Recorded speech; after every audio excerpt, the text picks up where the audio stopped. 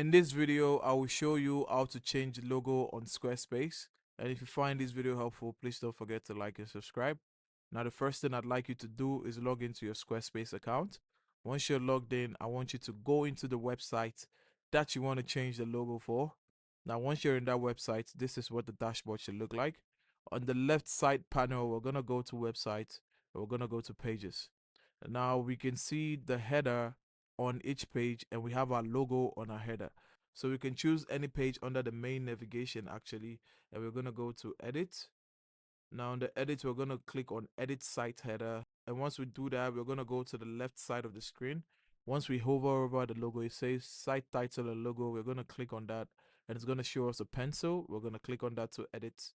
Now, right on the logo image, you're going to see replace. This is where you're going to click to change the logo on your Squarespace account.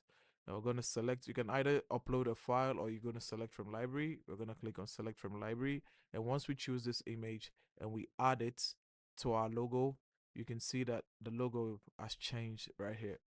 And here we can change the logo height just as we want it to be. And that's how to change logo on Squarespace. If you find this video helpful, please don't forget to like and subscribe. Until the next one, see ya.